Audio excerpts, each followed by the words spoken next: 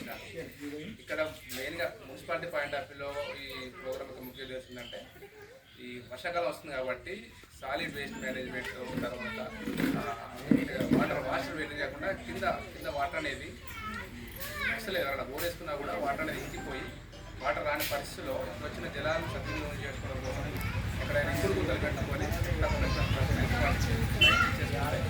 అవి అక్కడ స్టోర్ అయిపోయి కింద భూగర్భ జలాలు పెరిగి తర్వాత బోర్ వేసుకున్నా లేకపోతే మీకు వాటర్ హౌస్లో ఉన్న ఫ్యూచర్లో వాటర్ని జనరేట్ అవకాశం ఉంటుంది. ఆ ఉద్దేశంతో మన ఈ ప్రోగ్రామ్ పెట్టడం జరిగింది. అది మున్సిపాలిటీ పాయింట్ ఆఫ్ వ్యూ. మా పాయింట్ ఆఫ్ వ్యూలో ఏంటంటే మీకోసం మేము ఉందామనే ఉద్దేశంతో మీకు కూడా ఇందులో ఇన్వాల్వ్ అయ్యి మీకు ఏ పాయింట్ ఆఫ్ వ్యూ అంటే for example women safety, cyber crime, traffic, ganja ఇలాంటివి ఈ రోజులలో చాలా జరుగుతూ ఉన్న నేరాలు, దానివల్ల చాలామంది ప్రజలు ఇబ్బంది పడుతూ ఉన్నారు.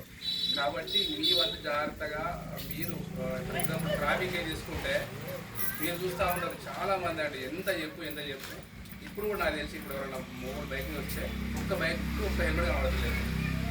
అది ప్రాణం మీదకి వచ్చిన తర్వాత బాధపడే బదులు మీ తల్లిదండ్రులు భార్య ఉంటే భార్య ఇంటికెళ్ళి బయటకు వెళ్ళేటప్పుడు ఎంత ఎమర్జెన్సీ ఉన్నా, ఎంత దగ్గర అనిపించినా, ఎంత దూరం అనిపించినా హెల్మెట్ ఇచ్చి పంపండి. ప్రాణాలు ఎందుకంటే చాలా విలువైనవి. లక్షలు పెట్టి కారు కొంటాడు, మన లక్షలు పెట్టి కారు కొంటాడు, లక్షలు బైక్ కొంటాడు, దాన్ని రోజు క్లీన్ చేస్తూ ఉంటాడు, బాగా శుభ్రంగా ఉండాలని. మరి దానికన్నా విలువైనది ప్రాణం. దానికి హెల్మెట్ పెట్టుకోడు 500 రూపాయల కోసం ఆలోచిస్తాడు, లేకపోతే క్రాప్ అంటాడు, చెమట అంటాడు, వాడు చూస్తాడు, ఇటు చూస్తాడు. దగ్గరనే కదా కూరగాయల మార్కెట్ వేస్తా, ఎక్స్ వేస్తా అంటాడు. దగ్గర పోతే మనకు గ్యారంటీ ఇవ్వగలుగుతామా? యాక్సిడెంట్ కాదని ప్రాణం మనకు గ్యారంటీ ఇవ్వగలుగుతాం. ఈ రోడ్ ఎక్కి ఇక్కడ నుంచి మన ఎయిమ్స్ వరకు గ్యారంటీ ఉండదు. ప్రాణం చాలా విలువైనది. దయచేసి మీ బాధ్యతగా మీరు ఫస్ట్ మేము చేస్తే చేస్తూ ఉంటారు. వాళ్ళకి తెలియగా ఏదో గొప్ప అనుకుంటారు. ఏది మేము వెహికల్ చేస్తుంటే ఆగడము, సైడ్ నుంచి వెళ్ళిపోవడము, ఆపుకొని వెళ్ళిపోవడం. కానీ మీరు మా పర్పస్ ఏంటంటే వీళ్ళు డైరెక్ట్ యమధర్మరాజు దగ్గరికి పోకుండా మేము అడ్డుకుంటాం, మేము ఆపుతాం. మేము ఆపితే కరెక్ట్ ఉన్నారు, కరెక్ట్గా పోతారు, మంచి కలిసిపోతారు. అట్లా కాకుండా తడిపడి పోతారంటే ఇక రెడీగా రారా అన్నట్టు ఉంటుంది వాళ్ళది.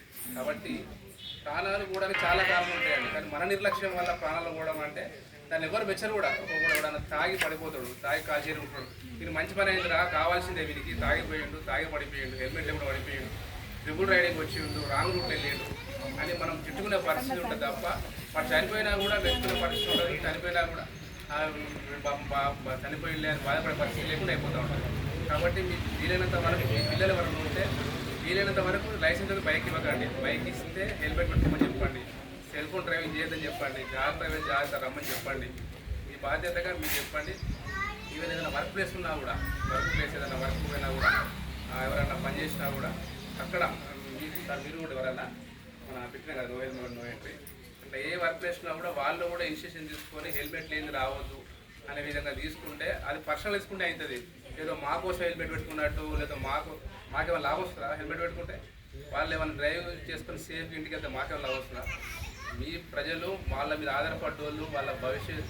ఇప్పుడు ఫర్ ఎగ్జాంపుల్ ఒక అతను ఎంప్లాయీ ఉంటాడు, వాళ్ళ పిల్లలు అప్పటి వరకు మంచి చదువులు చదువుతూ ఉంటారు, మంచి స్కూల్లో వెళ్తూ ఉంటారు, మంచి లైఫ్ స్టైల్ ఉంటుంది, కారణాలు వెళ్తూ ఉంటారు. ఫర్ ఎగ్జాంపుల్ అతనికి కనుక ఆలోచన ఉద్యోగం చేయలేని పక్షంలోకి వస్తే ఇప్పుడు వాళ్ళ ఫ్యామిలీ కారణం అనేది వాళ్ళ ఫ్యామిలీకి అర్థమైంది. కానీ తర్వాత స్టార్ట్ అవుతుంది వాళ్ళ ఫైనాన్షియల్ అంటే ఆర్థిక పరిస్థితి జరుగుతూ ఉంటుంది.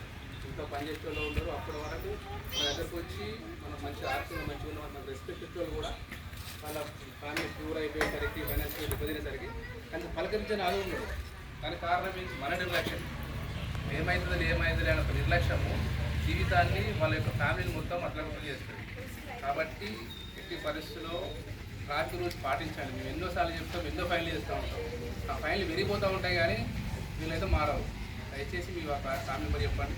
అలాగే నాకు తెలుస్తూ ఉన్నది ఈ ఓపెన్ టీకి మీ బాధ్యత కొంచెం చెప్పండి. అక్కడ స్కూళ్ళల్లో తాగుతూ ఉన్నాను, అక్కడ తాగుతూ ఉన్నాను, ఇక్కడ చూస్తున్నట్టు పోతే ఏమైందంటే వాడు ఏదో రోజు న్యూసం చేస్తాడు, తిడతాడు, లేకపోతే మనల్ని కామెంట్ చేస్తూ ఉంటాడు. అప్పుడే చేస్తారు పోలీసుకి వచ్చి, సార్ అంతకుముందు 10 సార్లు తిరిగి సార్, 4 సార్లు తాగిరు సార్, పోనీ అనుకున్న పోనీ ఎందుకు ఉంటుంది? ఫస్ట్ టైం చూసినప్పుడే, ఫస్ట్ టైం మరి ఇబ్బంది పెట్టినప్పుడే, ఫస్ట్ టైం వాళ్ళు తాగినప్పుడు చూసినప్పుడే మీకు చెప్పండి. అలాగే గంజాయి మీకు తెలిసిన మీ పక్కలైనా ఎవరైనా మీ ఫ్రెండ్స్, మీ పిల్లల ఫ్రెండ్స్ అయినా ఎవరైనా అయినా కూడా చెప్పండి. లేకపోతే అది అటుపోయి ఇటుపోయి బ్యాడ్ హ్యాబిట్ అనేది వాళ్ళకి అందుతుంది. మీరు ఎంతో కష్టపడి మీ పిల్లల భవిష్యత్తు మంచిగా ఉండాలని మీరు కష్టపడుతూ ఉంటారు. అది వాళ్ళకి పెడతా ఉంటారు కానీ వాళ్ళు మంచిగా పట్టించుకోరు. మంచిగా పట్టించుకుంటే వాళ్ళు దీనికి అడిక్ట్ అయిపోయి వాళ్ళ జీవితం నాశనం అవుతూ ఉంటుంది.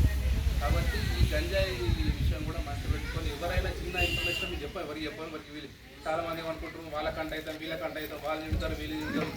అవసరమే లేదు, మాకు ఫోన్లో చెప్పండి, మీ ఇన్ఫర్మేషన్ బయటకి చెప్పాము, మేము చూసుకుంటాము. మళ్ళీ తర్వాత వాళ్ళకి కేసులు పెట్టాం. మేము కొత్త ఏంటంటే అవి మానేయడం కోసము రిహాబిలిటేషన్ సెంటర్ ఉంటాయి అన్నమాట. తీసుకెళ్తాము, ఒక 10 రోజులు వాళ్ళు ట్రీట్మెంట్ ఇస్తారు, ఇక లైఫ్లో గంజాయి తాగరు. ఆ విధంగా చర్యలుకుంటా ఉన్నాం మేము. కాబట్టి ఇవన్నీ దృష్టిలో పెట్టుకొని మాకు సపోర్ట్ చేస్తూ ఎటువంటి నేరాలు జరగకుండా, లేకపోతే ఎటువంటి అసాంఘిక సంఘటన జరగకుండా ఈ ఏరియాలో అందరూ సేఫ్ ఉండాలని కోరుకుంటూ ఈ అవకాశం ఇచ్చిన మీ ఆలోచన